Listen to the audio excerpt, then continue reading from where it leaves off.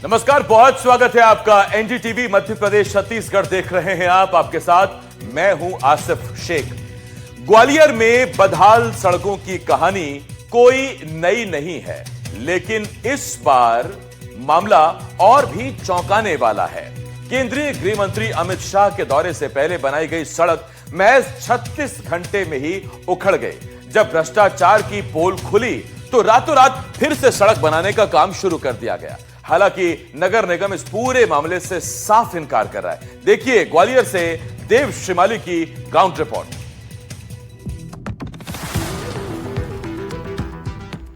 ये तस्वीरें ग्वालियर की हैं, जहां वीआईपी मूवमेंट से पहले बनाई गई सड़क 36 घंटे भी नहीं टिक पाई। डामर उखड़ा हुआ है, गिट्टी बाहर आ रही है और सड़क पर जगह जगह गड्ढे नजर आ रहे हैं।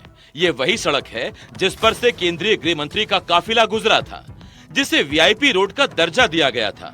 इसके बावजूद ये सड़क 3 दिन भी नहीं टिक पाई, जो निर्माण एजेंसी और उस पर निगरानी रखने वाले तंत्र दोनों की घोर लापरवाही को उजागर करती है। केंद्रीय गृह मंत्री अमित शाह के आगमन को लेकर नगर निगम ने इस मार्ग का जल्दीबाजी में निर्माण कराया, लेकिन गुणवत्ता पर सवाल इतने गंभीर हैं कि सड़क ने पहली बारिश या किसी दबाव के इंतजार नहीं किया और दम तोड़ दिया। लगता है कि ये सड़क महज 36 घंटे पहले बनाई गई है और ऐसे तो ग्वालियर की सड़कों की बदहाली और भ्रष्टाचार के किस्से आप कई बार देख चुके हैं, लेकिन ये किस्सा कुछ खास है। इस सड़क का निर्माण 36 घंटे पहले तब किया गया था जब देश के गृह मंत्री ग्वालियर पहुंचे थे अमित शाह जी, और उनको दिखाने के लिए या उनको आराम से यात्रा होटल तक पहुंचाने के लिए सड़क बनाई गई थी। लेकिन 36 घंटे के अंदर ही ये सड़क पूरी तरह से बिखर गई और इसकी गिट्टी निकल के बाहर आने लगी। उसके बाद ये खबर जब ये बाहर आई तो दिखाने के बाद आप देख सकते हैं कि फिर रातों रात फिर इसका निर्माण कार्य किया जा रहा है। आपने नई सड़क पर झाड़ू लगते हुए शायद पहली बार देखा होगा कि झाड़ू लग के गिट्टी समेटी जा रही है। विकास के दावों की पोल खोलती ये सड़क सूर्य नमस्कार चौराहा से आकाशवाणी तिराहा के बीच स्थित है। जानकारी के मुताबिक अमित शाह के दौरे को सुगम बनाने के लिए 24 दिसंबर को इस सड़क का डामरीकरण किया गया था। ग्वालियर में केंद्रीय गृह मंत्री अमित शाह के दौरे के लिए 3.5 करोड़ रुपए खर्च कर इस सड़क को विशेष तौर पर बनाया गया था। और गिट्टी समेटने के बाद फिर इसके ऊपर दोबारा से निर्माण कार्य किया जा रहा है। रात भर निर्माण कार्य चला और हम अभी दिखाते हैं कि किस तरह से सड़क के ऊपर सड़क बनाई जा रही है। देखिए ये जो पीछे जगह दिखाई दे रही है, यही अमित शाह का कार्यक्रम था और अमित शाह को चूँकि होटल से यहाँ आना था तो ये सड़क को रातों रात तैयार किया गया था। वैसे तो ग्वालियर की सारी सड़कें खराब पड़ी हैं, उनमें गड्ढे ही गड्ढे हैं, सड़कें हैं नहीं, लेकिन अब देश के गृह मंत्री आ रहे हैं, उन्हें स्मूथ ले जाने के लिए ये सड़क बनाई गई थी। लेकिन 36 घंटे के अंदर ये सड़क पूरी की पूरी तरह से उखड़ गई और जब ये मामला प्रकाश में आया तो फिर रातों रात ये सड़क फिर से बनाने की कार्रवाई की जा रही है। तो सड़क के ऊपर सड़क बनाई जा रही है। आप देख सकते हैं कि ये सड़क बनी हुई है और अब फिर इस उखड़ी हुई सड़क को ढकने का काम किया जा रहा है और रातों रात उसको फिर से तैयार किया जा रहा है। जब मामला सामने आया और स्थानीय लोगों ने सवाल उठाने शुरू किए तो प्रशासन हरकत में आया। रातों रात मशीनें लगाई गई, मजदूर बुलाए गए और उसी सड़क को दोबारा बनाने का काम शुरू हो गया। सवाल यह है, अगर सड़क टूटी ही नहीं थी तो फिर आधी रात में मरम्मत क्यों? अभी जो कार्यक्रम स्थल है मेला ग्राउंड, वहाँ पर जो आकाशवाणी से सूर्य नमस्कार के बीच का जो क्षेत्र है उसमें शेपर कंस्ट्रक्शन फर्म है, उनके द्वारा पुराना एक वर्क ऑर्डर है, उसके आधार पर कार्य कराया जा रहा है। उन्होंने अभी पिंटो पार्क जो तिराहा है उस एरिया में, डीडी नगर में भी इस तरह से एक टेंडर है जिसमें से निगम निधि से वो सारी रोड का काम होना है। ग्वालियर की खराब सड़कों को लेकर कांग्रेस कार्यकर्ताओं ने जब प्रदर्शन किया तो केंद्रीय मंत्री ज्योतिरादित्य सिंधिया ने कांग्रेस पार्टी को ही निशाने पर ले लिया।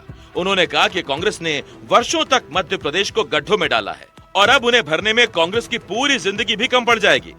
उन्होंने कहा कि 20-25 साल पहले और आज के मध्य प्रदेश में जमीन आसमान का अंतर है। जो उन्होंने इतने साल मध्य प्रदेश को गड्ढे में डाल दिया, उसको भरने का काम जीवन भर भी कांग्रेस करेगी तो पूर्ण नहीं कर पाएगी। जो मध्य प्रदेश का हाल 20-25 साल पहले था और आज जो मध्य प्रदेश है उसमें जीवन आसमान का फर्क आ चुका है। हमारे मुख्यमंत्री मोहन यादव जी, उनके पूर्व शिवराज सिंह जी, प्रधानमंत्री अटल बिहारी वाजपेयी जी के नेतृत्व में, प्रधानमंत्री नरेंद्र मोदी जी के नेतृत्व में एक विशाल परिवर्तन मध्य प्रदेश में आया है। हालांकि निगम के दावों के उलट जमीनी हकीकत कुछ और ही कहानी बयां कर रही है। स्थानीय लोगों का कहना है कि हर बार वीआईपी दौरे से पहले कागजों में सड़क बनती है और हकीकत में भ्रष्टाचार की परतें खुल जाती हैं। अब सवाल सिर्फ एक सड़क का नहीं बल्कि पूरे सिस्टम की जवाबदेही का है।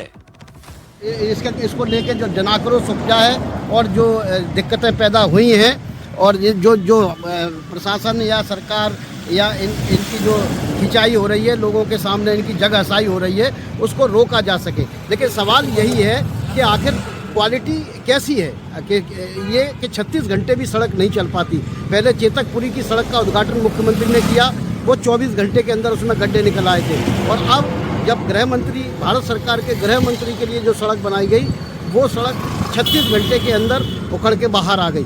तो क्वालिटी पर कंट्रोल पहले अगर सबक लिया होता, पहले अगर कार्रवाई की गई होती, तो निश्चित तौर पर इसमें भ्रष्टाचार उस लेवल का नहीं होता और ये सड़क 36 घंटे के अंदर नहीं उखड़ती। ग्वालियर से देव श्रीमाली, NDTV। कांग्रेस की स्थापना दिवस का मौका था और चर्चा हो रही थी आरएसएस और बीजेपी संगठन की। ऐसा इसलिए हुआ क्योंकि कांग्रेस नेता दिग्विजय सिंह ने कल जो बयान और पोस्ट किया था, वही आज कांग्रेस के स्थापना दिवस कार्यक्रम में सुर्खियों में बना रहा। कांग्रेस के कुछ नेताओं ने इस मुद्दे पर दिग्विजय सिंह के उदाहरण की सराहना की, तो वहीं कुछ नेता इस आइडिया से दूरी बनाते हुए दिखे। हालांकि कांग्रेस अध्यक्ष खड़गे ने बीजेपी पर इस दौरान जमकर निशाना साधा। देखिए जरा। विचारधारा में कहीं मतभेद नहीं है, हम सब लोग एक हैं।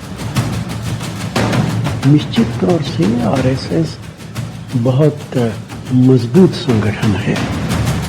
कई बार हमें अपने दुश्मनों से भी उसकी ताकत कहाँ वो हमसे मजबूत है, सब चीजों के एक आंकलन होते हैं।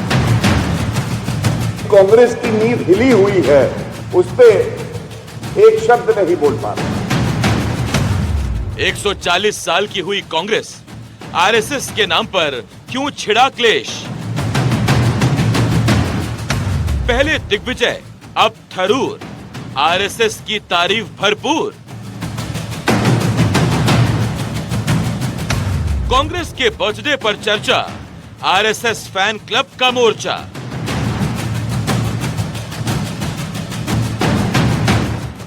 दिल्ली के इंदिरा भवन में जहां कांग्रेस का स्थापना दिवस मनाया जा रहा था, वहां कांग्रेस नेताओं की जुबान से आरएसएस के लिए तारीफों की झड़ी लग रही थी।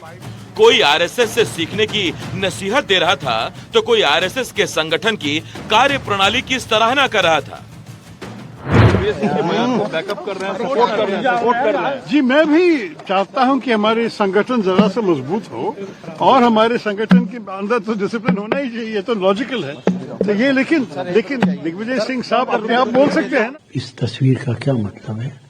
और निश्चित तौर से आरएसएस बहुत मजबूत संगठन है और आरएसएस की वजह से ही भारतीय जनता पार्टी सत्ता में आती है। पार्लियामेंट के चुनाव में हमने देखा है कि आरएसएस ने अपने हाथों को पीछे खींच लिया था, तो भारतीय जनता पार्टी कहां आकर रुक गई। एक तरफ थरूर और राष्ट्रीय दल भी आरएसएस के नाम पर दिग्विजय सिंह के बयान पर अपनी प्रतिक्रिया दे रहे थे, तो वहीं दूसरी तरफ कांग्रेस अध्यक्ष मल्लिकार्जुन खड़गे बीजेपी के खिलाफ मोर्चा खोले हुए थे। आरएसएस बीजेपी के नेताओं ने देश का संविधान, तिरंगा झंडा, अशोक चक्र और वंदे मातरम तक को नहीं स्वीकार किया। उनको समाज की प्रगति के लिए बनने वाले कानून से विरोध था। वे बलिदान और त्याग से हासिल जनता के अधिकारों को कुचलने में लगे हैं। जिनके पुरखों की फ्रीडम मूवमेंट में कोई भूमिका नहीं थी, आज जनता के अधिकारों को छीनने का काम कर रहे हैं। हमें उनकी ऐसी कोशिशों का हर स्तर पर डट कर मुकाबला करना है। वहीं एनडीटीवी से चर्चा के दौरान दिग्विजय सिंह ने फिर दोहराया कि उन्हें बीजेपी और प्रधानमंत्री नरेंद्र मोदी की फोटो नजर आई तो वो प्रभावित